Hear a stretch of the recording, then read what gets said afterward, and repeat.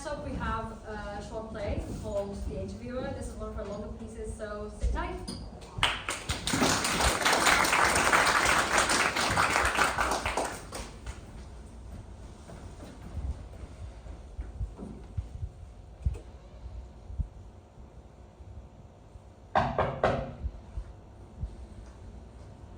Hi, is this the interview room?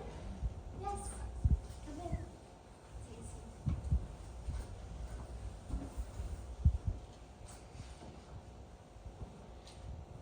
Are all of the interview rooms this bland?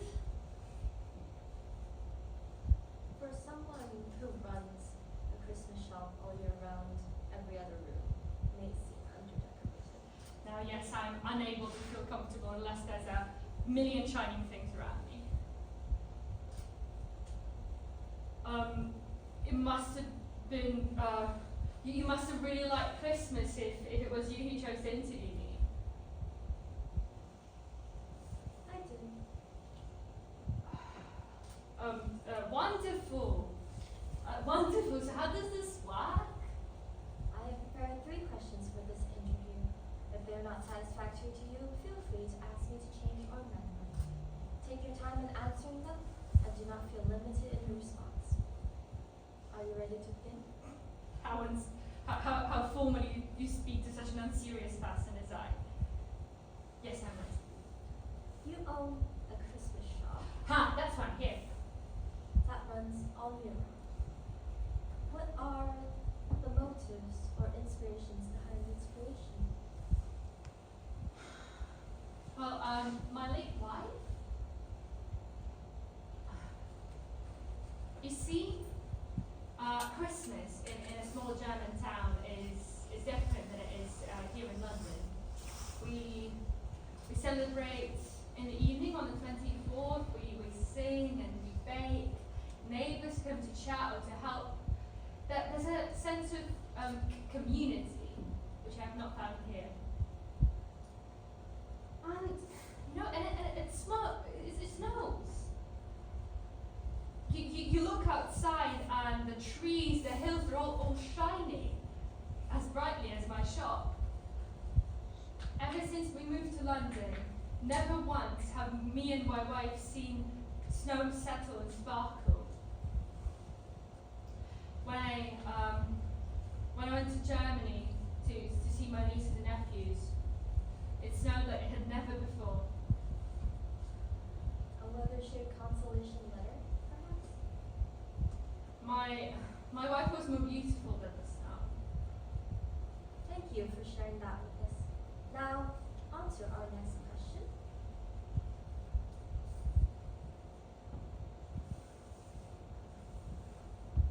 You can ask me the question or what?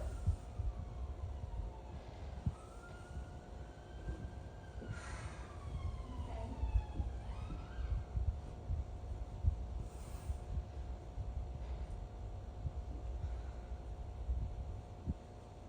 So, would you like to tell me more about your life?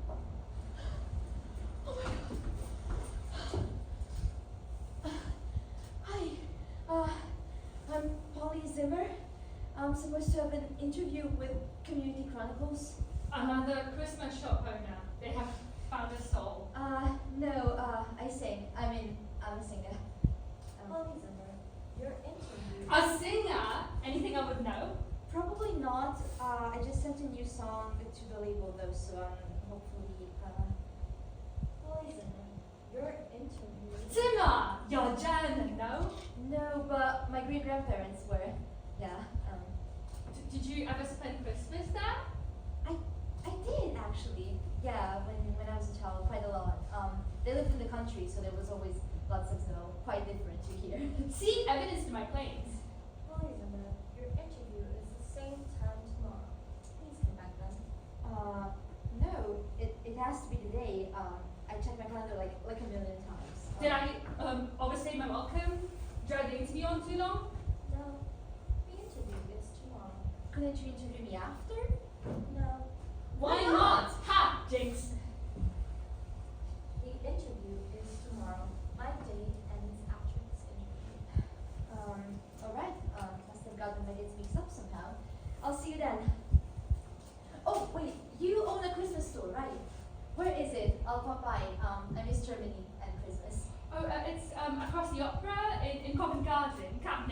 right, thank you. Now, where were we?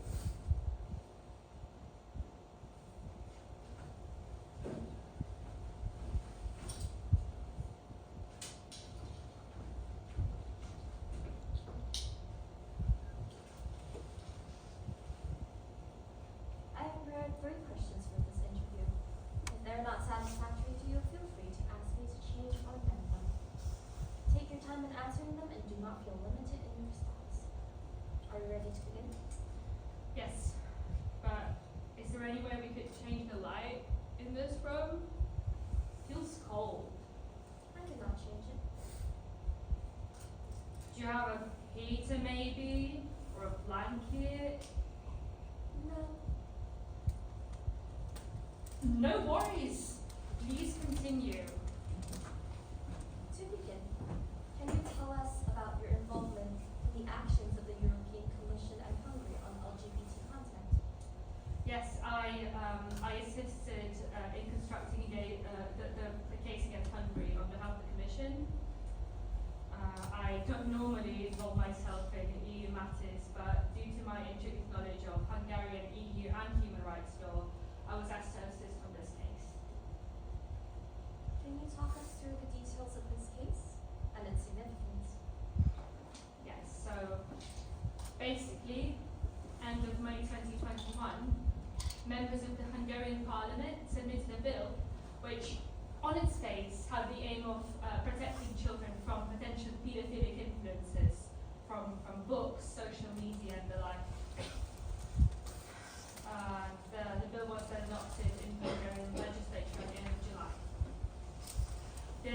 The EU's involvement was triggered when it was discovered that the bill was actually a front for restricting children's exposure to LGBT content.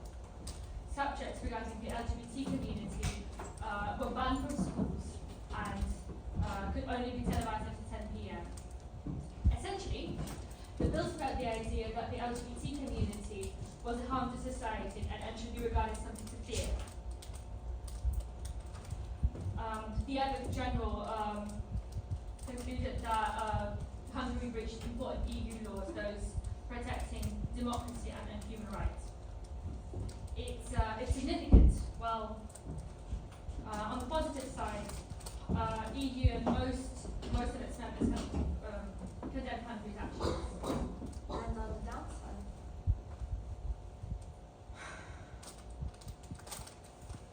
You see, my wife and I, we've been married 6 years ago. We have a daughter.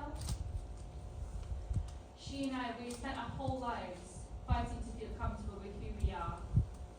And we watch society progress with us. While it seems physically far away, I can't help but focus on how horrifyingly close it strikes. Hungary is part of the European Union, an institution that prides itself on its democracy, inclusivity, and modern values. It's scary to think that countries, even in such an environment, can find the space to regress in such a hateful way. And it's not just Hungary, even the US. Anyway, I only just started feeling comfortable with who I am. I will not let anything change that, no matter what is happening around me.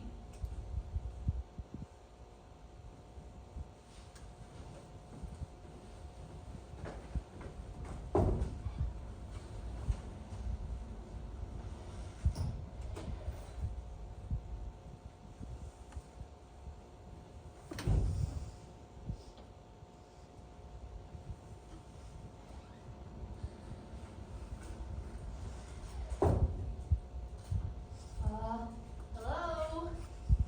come in. Take a seat.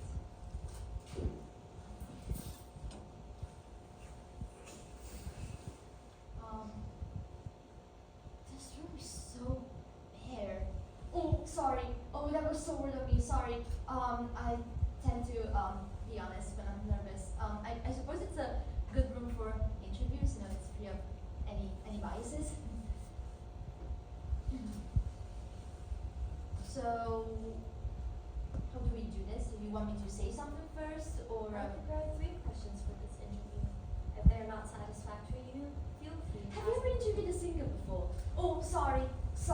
also interrupt people when I'm nervous. Please go on. Feel free to ask. Actually, have you ever interviewed a singer? No. Oh, well, I'm honored to be your first then. Do you have a favorite A favorite what? singer? No. Wait, what? No favorite singer. Okay, that's impossible. Only robots have favorite singers. Come on, don't be shy. There must be one. Who is it?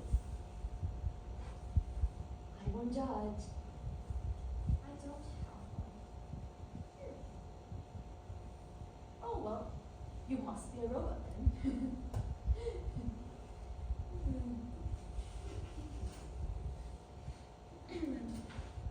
um, I'm not really tech savvy. In fact, I barely know how to work a computer. But to be honest, ever since I first saw you, I felt something was off. Even now, you barely speak to me, and when you do, what you say feels.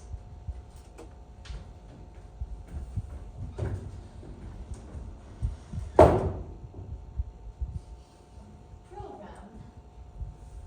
Gosh, and I thought this magazine prided itself on its genuine connection with interviewees. Hello? I would like to speak to a real person, please. I don't even know if there is one here, but, hello? Anyone? Like, anyone at all? I am so sorry. Please don't tell the magazine. I will do anything to make it up to you. I have, money. I have connections, to magazines like, The Rolling Stone. Anyway, I can make a call. In fact, I can make several calls. And, you're a singer, so.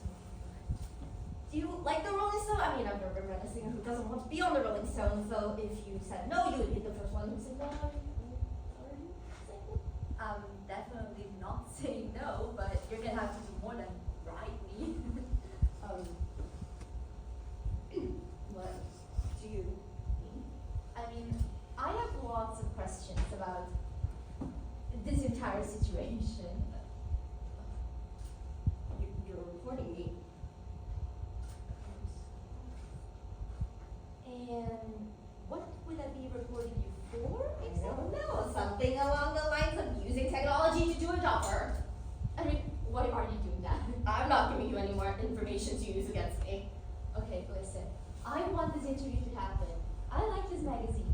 You intrigued me, and I want to talk about my music. Now, I can't do that if I report you, but for that, you have to tell me what this is. I promise no one other than you and me will know about this. You keep your job, plus I get my interview equals both of us happy.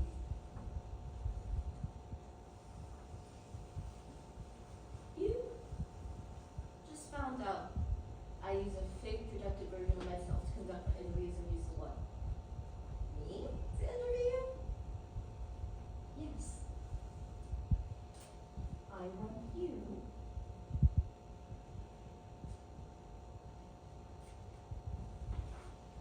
And I want my interview.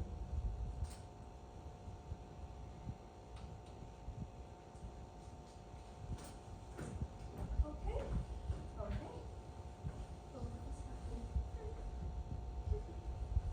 That's great. So, what exactly is this? Yeah, I know that. How does it do what it does? It can't just be a pre-recorded version of you. It's like interactive or something. Even, via technology though, I repeat, long distance. Hi. My friend. Jenny, Yeah, my friend Jenny. How do you know that? you mentioned it earlier, so I guessed. Okay. Anyway, Jenny and I were tech nerds back in uni.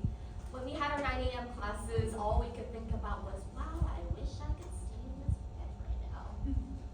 And then then we were like, how would you actually do it? Jenny made that physical projection. She's much better at it than I am. I can't even tell you how she made it so realistic. But then we sent software that listens to text, turns it to speech, and then looks for keywords and emotional phrases. Then, when certain patterns or keywords pop up, the system automatically selects a pre-recorded clip or recommends one to me who can approve of it. That's why when I'm not paying attention or the system doesn't recognize what is being said, it's silent or replies neutrally, which could be intentional in interview settings, but yeah, that's it. Wow. Did you ever use it for your NEMs? No, that was the inspiration for it, really. Never would have worked. Yeah. Expecting news? Yeah, sorry, I'm just waiting for this record label to get back to me. Oh, good luck. Thanks. Okay, I gotta ask though, why are you using it for this? I guess laziness, right? General incompetence. I'm sure that's I not. don't want to talk about it. Okay. But I mean, couldn't you just have sent the questions via email or, I don't know, do something that requires a little less effort? No. When I was hired, it was made strictly clear to me that I had to do all the interviews in person. Apparently, because everything is too online now, the interviewer is too disconnected from their interviewees. At the time, I agreed with them, which is why I applied here. And couldn't you just work somewhere else? Don't you think I've tried? Finding this job was hard enough. Finding the next one is impossible. Fair enough. Fair enough. Well, I am here for an interview, so anything you want to ask? I don't know what to say. I'll tell you anything. I'll say the wrong thing. Is that even possible? What is the wrong thing? The first song I ever wrote was about me not being able to write a song. You know, when the words are like the bug you see in the corner of your eye, you turn and catch a glimpse, but when you actually look, it's gone. Yeah, it's a magnet, right? It's beautiful. You listen to it, Well, I still do my interview myself. and the questions? Yeah. Okay, so why are you so afraid of saying the wrong thing if you prefer them? It's different in person. I might forget what I wanted to say, stumble over my words, or just say the wrong thing. That's why the projection is so much better than me. She doesn't make mistakes. I don't expect you to understand, but when I think of asking you a question, your head turns into a ticking bomb. I say the wrong thing and the whole room explodes. Well, I promise I'll do my best not to explode. See, you're making fun of me. I knew you wouldn't get it. Of course I get it. Can you imagine going on stage night after night and putting your voice, a part of yourself that's so personal and vulnerable, on display in front of people who barely know you? It's terrifying. By your example, I have hundreds of bombs waiting to explode in front of me. If that's how you feel, then why do you do what you do? Because I love to sing, to write, to perform, and the fear of never doing that again is worse than being afraid of making a mistake. I don't think it works like that for me. I'm not that passionate about what I do, at least on any form. What changed? I don't know. Every day I hear things about people, about how they dedicate their Christmas shops to their loved ones and fight against injustices.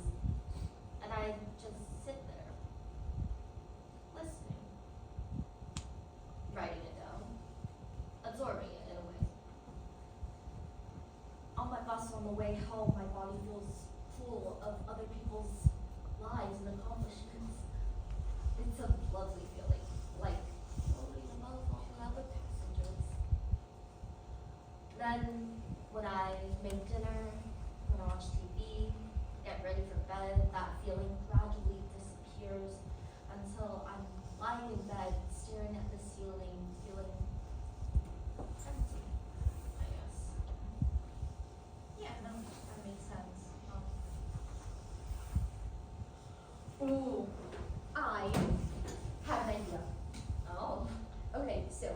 If you've read up on me, you know that I am the definition of a struggling artist.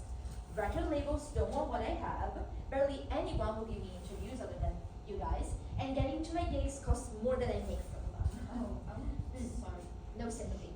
So, you could get me in contact with Rolling Stone Jenny, who probably knows a lot of record labels, or at least people who produce my music, right? Right. And in return, you get the interview of a lifetime with the one and only. Well, I was already gonna interview you, to stop you from like exposing. Small details. This interview will get you right back in the groove of things and remind you why you do them. And why do I do that? To help people like me, obviously. People whose stories need to be heard and wouldn't be heard anywhere else. You know I'm right. You just might be.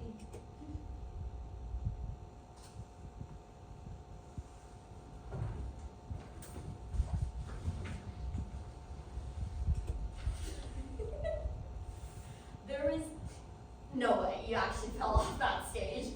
Obviously, I didn't fall. I stumbled into the crowd with grace and elegance. I wanted to connect with my fans on a more personal level. Did you always know this is what you wanted to do? Not always, no. I considered acting for a long time, the feeling of going on stage and getting to tell people's stories using your own voice. But then I was barely getting any roles, and auditioning was so exhausting that I knew I couldn't keep going with it. And as I said, writing and performing my own songs is so important to me that it's worth not always getting it right. And do you have a favorite song you've ever written? Honestly, probably Unimaginative. Although it's my first and doesn't have the best production, it means the most to me. And writing it got me out of my writer's block, so. Well, my favorite is Tell Myself. Wow, my one and only love song. Why is it your favorite? Well, I love the part that goes, when mundane is ornate with staying up past 12, and then the part that goes, I surrender to the feeling, to the warmth of your chest. The thought that love can make ordinary things so thrilling is something in a way. I'd like to experience that someday. And the way the lyrics, the melodies, and the harmonies all work together in the song is just beautiful. I love listening to it. So you're a fan. I wouldn't say I'm a fan.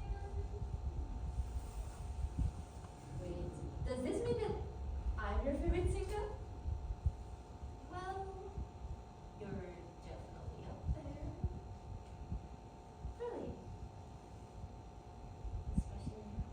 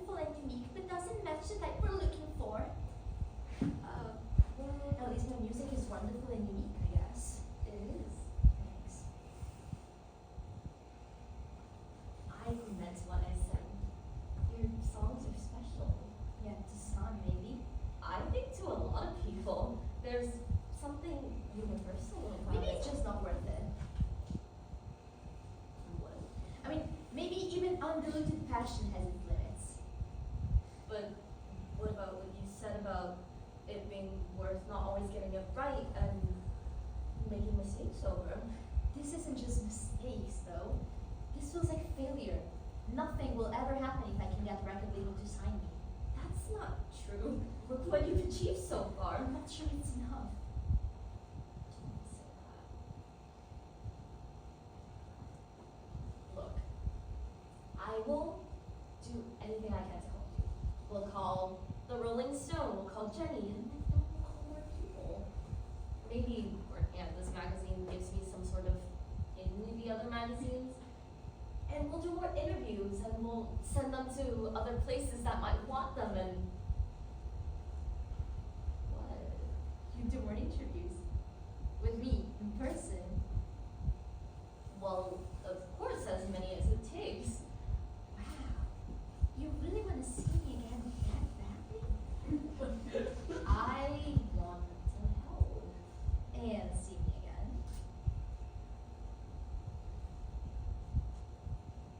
Yeah? And see you again. Well, then that makes the prospect of failure a lot more bearable. Now, as much as I've enjoyed my time here, I would really like to get out of this room. But I still have to interview you. Are you kidding me? We've been in an interview for I don't even know how long. I didn't even ask you the questions I prepared. Would it change anything? I guess not. It's just that What? this doesn't feel like a proper interview. Well, maybe that's better. This is different. It is. Okay. So how about we go check out that person's Christmas shop? I'm so curious to see what they have.